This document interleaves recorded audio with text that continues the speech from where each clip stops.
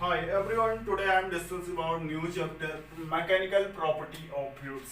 आज हम डिस्कस करने जा रहे हैं मैकेनिकल प्रॉपर्टी ऑफ फ्लूइड्स। इससे पहले हम डिस्कस कर चुके हैं मैकेनिकल प्रॉपर्टी ऑफ सॉलिड्स।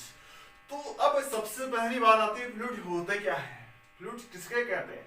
देखिए जो फ्लो होते हैं, तो फ्लो तो क्या होता है, लिक्विड भी होता है, गैस भी फ्लो होता है। तो हम liquid and gases are collectively known as क्या कहलाते हैं, हम एक साथ उसे हम कहते हैं फ्लूइड कहते हैं।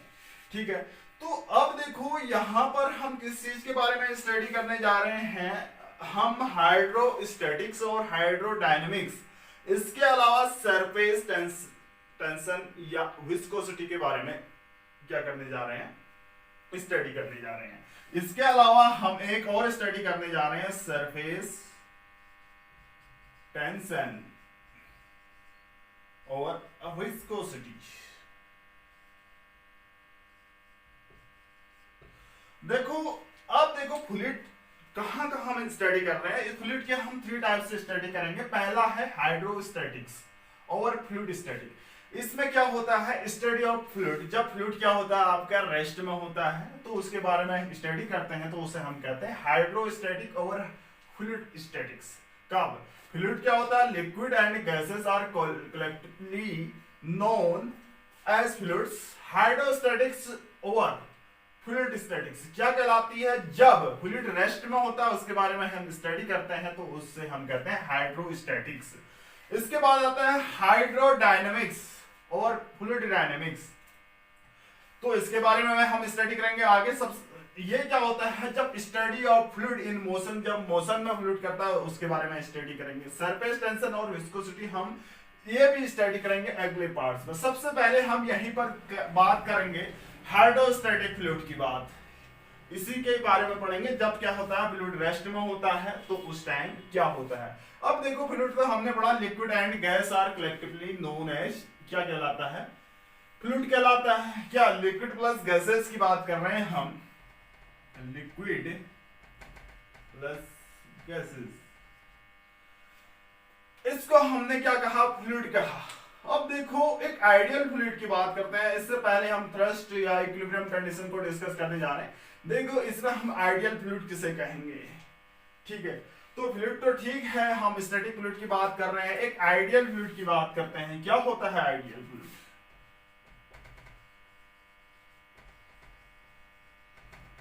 हमने कहा इसको आइडियल फ्लूइड कहा। ठीक है, अधिकांश पार्ट इसका लिक्विड का होगा। क्यों होगा, देखो आइडियल फ्लूइड पहला पार्ट तो है आपका इनकम्प्रेसिबल। क्या इनकम्प्रेसिबल,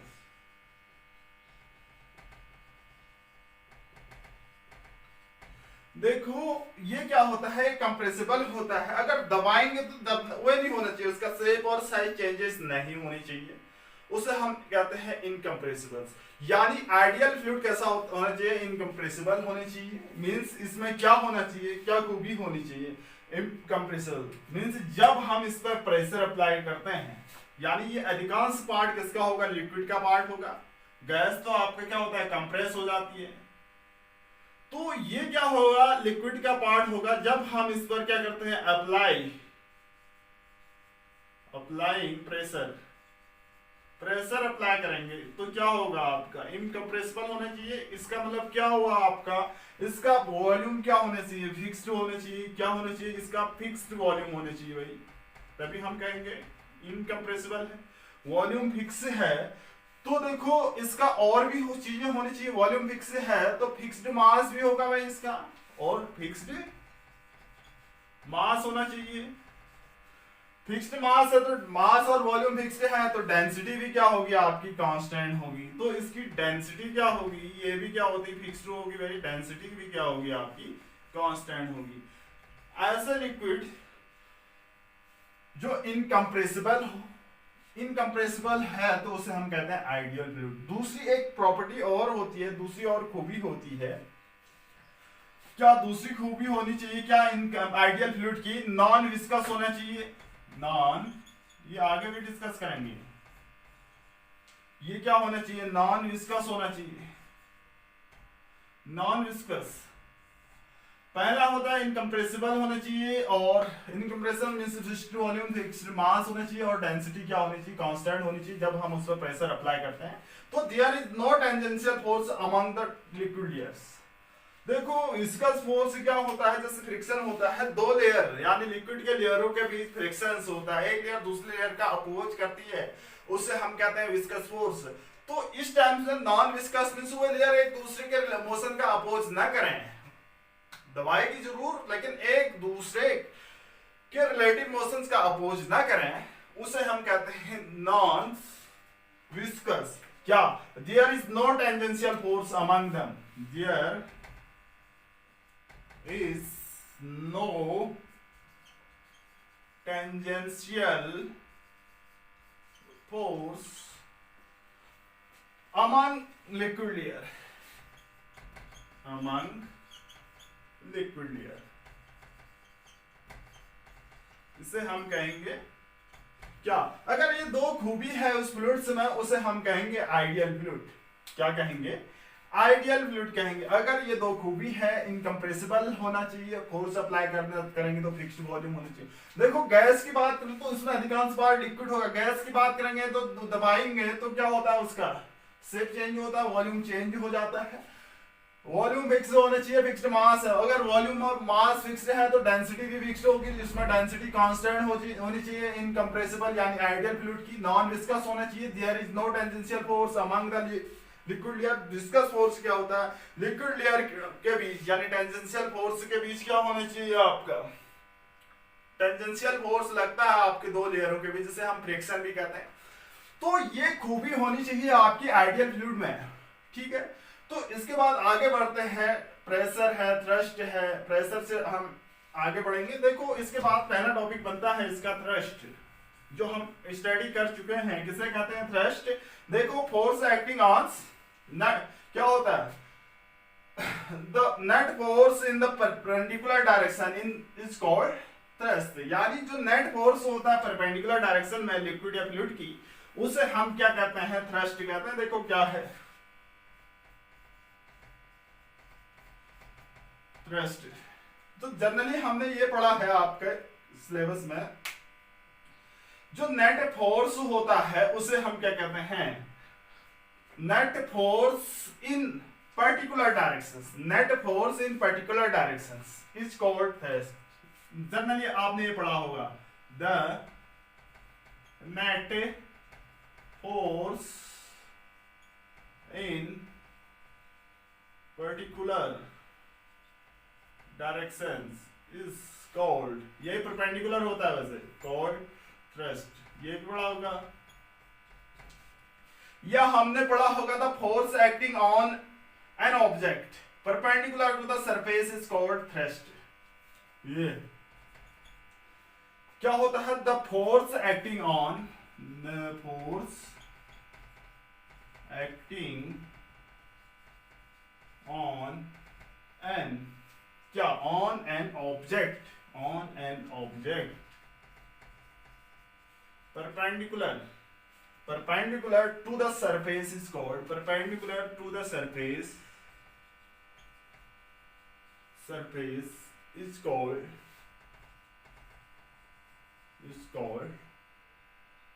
thrust। देखो आपने वहां पर पढ़ा होगा, जैसे कील हम क्या करते हैं? पिन करते हैं। जैसे आप यहाँ पर पिन क्या कर रहे हैं? इस टाइप की परपेंडिकुलर फोर्स किसी पर्टिकुलर पॉइंट पर क्या लग रहा है? परपेंडिकुलर फोर्स लग रहा है, उसे हम थ्रस्ट कहते हैं। यहाँ हम फ्लूइड्स के बारे में स्टडी करने जा रहे हैं, मॉलिक्यूल्स ऑफ फ्लूइड्स। सपोज ये क्या है? किसी कंटेनर की बात करते हैं, ये कंटेनर है, इसमें क्या है? आपके फ्लूइड के मॉलिक्यूल्स हैं। क्या है? फ्लूइड के मॉलिक्यूल्स हैं। देखो इसमें फ्लूइड के मॉलिक्यूल्स है kept in a container in random motions due to their thermal velocities. देखो ये क्या करते हैं? रैंडम मोशन करते रहते हैं इस कंटेनर में, इस थर्मल वेलोसिटी के कारण।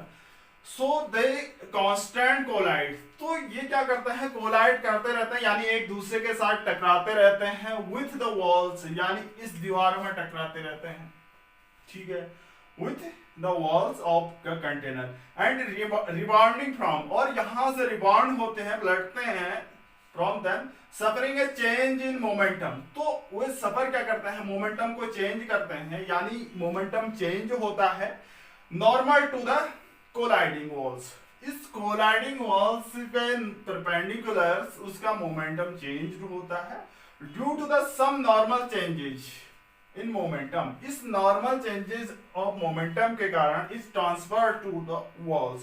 तो ये इस टाइप के फोर्स यूज होते हैं, ये पर्टिकुलर पॉइंट्स यानी परपेंडिकुलर फोर्स होते हैं ये भी। ये देखिए वॉल्स में ऐसे फोर्स लगाते हैं। देखो ये कोलाइड थर्मल वेलोसिटी के कारण रैंडम मोशन करते रहते हैं, ठीक है, थर्मल वेलोसिटी के कारण रैंडम मोशन करते रहते हैं due to their thermal. So the constant collide with the walls of the container and rebound from them suffering a change momentum normal to the colliding walls।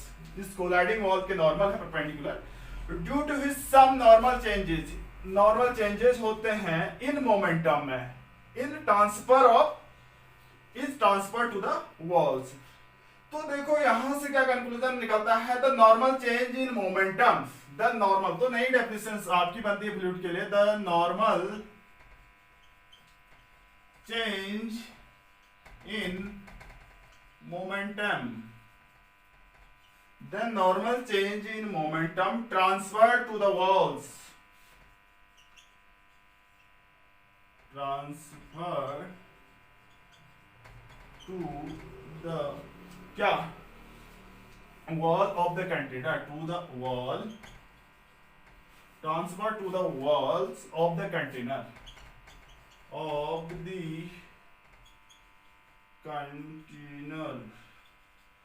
the container per unit time by the molecules, per unit time by the molecules, per unit time by the molecules of the fluid is called thrust, of the fluid is called thrust, ठीक है, thrust of the fluid on container की बात करते हैं। Normal change in the momentum transfer to the walls of the containers per unit times by the molecules of the fluid is called thrust. इसे हम क्या कहते हैं, थ्रस्ट कहते हैं। ये तो बनता है आपका क्या, थ्रस्ट। ये इन कंक्लूजन का ही यूज होगा। सीधे सीधे हम कह सकते हैं force acting on the object perpendicular to the surface is called thrust, या the net force is a particular directions is called thrust. तो इसके बाद फ्लूइड की बात कर रहे हैं, फ्लूइड के बारे में हम डिस्कस करने जा रहे हैं। नेक्स्ट टॉपिक है इक्विलिब्रियम कंडीशंस की। फ्लूइड इंपोर्टेंट पॉइंट है आपसे, कब इक्विलिब्रियम कंडीशन में होगा आपका fluid, liquid in equilibrium, liquid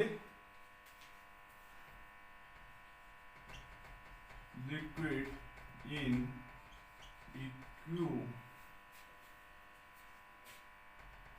equilibrium,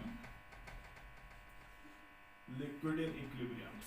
देखो कब हम कहेंगे लिक्विड इक्विलिब्रियम में है, देखो when a liquid is equilibrium, कब liquid in the net force acting on the liquid always, कब होगा इक्विलिब्रियम में, नेट जो फोर्स होगा, net force,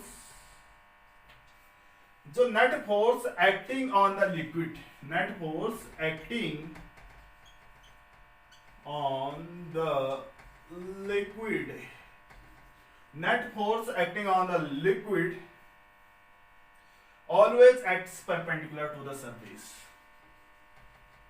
always acts to the perpendicular of the surface।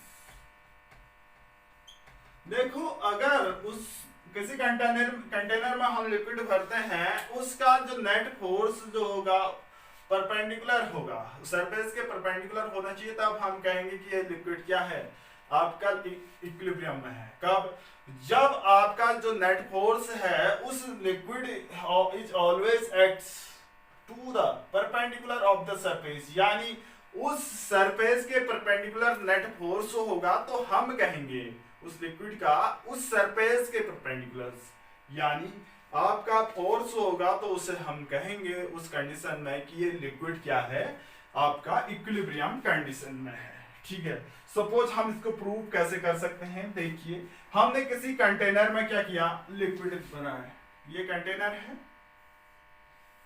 देखो इसमें नेट फोर्स परपेंडिकुलर होना चाहिए, तभी हम कहेंगे कि ये क्या है आपका, ये क्या है, ये कंटेनर में हमारा क्या है, लिक्विड भरा हुआ है। किसी पॉइंट पर जो फोर्स है, सपोज ये है, ये ऐसा फोर्स लग रहा है, एफ फोर्स लग रहा है, सपोज इस हॉरिजॉन्टल डायरेक्शन से कितने एंगल पर है, थीटा एंगल पर है। ठीक है, तो अब हम इसको क्या कर सकते हैं, फोर्स एक वेक्टर क्वांटिटी है, फोर्स को हम कंपोनेंट्स में डिवाइड कर सकते हैं। हॉरिजॉन्टल कंपोनेंट क्या होता है इसका, ये होगा आपका एफ कॉस थीटा होगा भाई, एफ कॉस थीटा क्या होगा, हॉरिजॉन्टल कंपोनेंट्स होगा, और इसका जो परपेंडिकुलर कंपोनेंट्स होगा क्या होगा, ये जो होगा आपका एफ साइन थीटा होगा।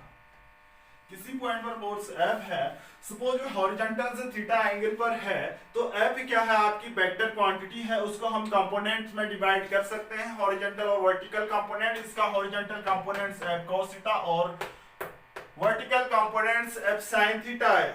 ठीक है, तो यहाँ पर f can be resolved into two components, दो कंपोनेंट्स में क्या हो रहा है, डिवाइड हो रहा है। पहले की बात करते हैं तो जो एफ कॉस थीटा है, एफ कॉस थीटा एक टाइप का टेंजेंशियल फोर्स है आपका, एक्स क्या है, एज ए टेंजेंशियल फोर्स, ये क्या है, एज ए टेंजेंशियल कंपोनेंट्स, क्या है, टेंजेंशियल कंपोनेंट,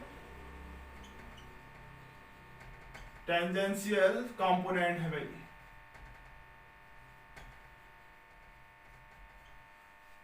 ये क्या है आपका, tangential components, acts to parallel, ये कैसा एक्ट करता है, acts to parallel to the surface of the liquid, surface of the liquid.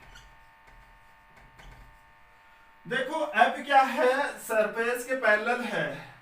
ठीक है, अब सरफेस के पैरेलल है तो ये फोर्स कितना होगा, एफ कॉस थीटा, ये कितना हो जाएगा आपका, द रेस्ट में होगा भाई, इस टाइम क्या होगा, the liquid is rest the tangential components acts parallel to the liquid must be zero. तो उस टाइम ये क्या होगा आपका, ये tangential force, there is no flow of liquid, अगर ये इसके पैरेलल है तो लिक्विड फ्लो नहीं कर रहा होगा, क्या नहीं कर रहा होगा, लिक्विड फ्लो नहीं कर रहा होगा, यानी since the liquid is at rest, तो हम क्या कहेंगे यहाँ पर, ये लिक्विड क्या है, रेस्ट में है, तो since the liquid is at rest, rest में है, तो ये इसके पैरेलल भी है, रेस्ट में भी है, लिक्विड फ्लो नहीं हो रहा, टेंजेंशियल कंपोनेंट एक्स ऐसे लिक्विड मस्ट बी जीरो, तो इस टाइम इसलिए कंपोनेंट क्या होगा आपका, जीरो होगा। क्यों होगा भाई, पैरेलल है और ये कंपोनेंट्स पैरेलल है सरफेस के, लिक्विड क्या है, रेस्ट में है, तो ये कंपोनेंट्स जो टेंजेंशियल कंपोनेंट्स हैं, पैरेलल कंपोनेंट्स हैं लिक्विड का, वो क्या होगा आपका, जीरो होगा। दूसरी बात रही F sine theta, normal components है आपका, परपेंडिकुलर कंपोनेंट्स है, एफ साइन थीटा क्या है, ये नॉर्मल कंपोनेंट्स है, नॉर्मल मींस परपेंडिकुलर या वर्टिकल कंपोनेंट भी क्या लिख सकते हैं, कंपोनेंट्स। देखो नॉर्मल कंपोनेंट, देखो पैरेलल वाला कंपोनेंट तो जीरो आ गया, पैरेलल जीरो भी आना चाहिए, क्यों आना चाहिए, क्योंकि हमें ऑनली क्या चाहिए, परपेंडिकुलर कंपोनेंट ही चाहिए, उसी फोर्स उसी डायरेक्शन में फोर्स लगना चाहिए, तब हम कहेंगे कि ये लिक्विड क्या है आपका, इक्विलिब्रियम कंडीशंस में है। देखिए अब इसमें एफ साइन थीटा की बात कर रहे हैं, नॉर्मल कंपोनेंट्स हैं, अब इसमें कांट भी जीरो, एफ जीरो नहीं हो सकता है, इसमें तो एफ जीरो हो गया भाई, क्योंकि क्या है, टेंजेंशियल फोर्स है, उधर की ओर कोई फोर्स नहीं लग रहा है, तो इस कंडीशन में क्या होगा, as F can't be zero, यानी परपेंडिकुलर कंपोनेंट है सरफेस के, तो F can't be zero, F इस कंडीशन में जीरो नहीं होगा, क्यों नहीं हो, एफ जीरो नहीं है, तो एफ कॉस थीटा में क्या जीरो होगा, एफ जीरो नहीं हो सकता है तो cos थीटा क्या होगा आपका जीरो होगा भाई। एफ जीरो नहीं है तो cos थीटा क्या होगा जीरो है। तो किसकी वैल्यू होती है आपकी theta is equal to cos theta में जीरो किसकी होती है 90 डिग्री पर होता है। इसका मतलब क्या है आपका force liquid in equilibrium at rest में है तो then net force acting is always perpendicular surface. यह प्रूफ हो चुका है लिक्विड इक्विलिब्रियम स्टेट में है और रेस्ट में है तो उस कंडीशन में फोर्स हमेशा क्या होगा परपेंडिकुलर होगा सरफेस के थीटा इक्वल टू 90 डिग्री और पैरेलल कंपोनेंट इसका जीरो हो चुका है। ये तो है आपका लिक्विड इन इक्विलिब्रियम या फ्लूइड इन इक्विलिब्रियम।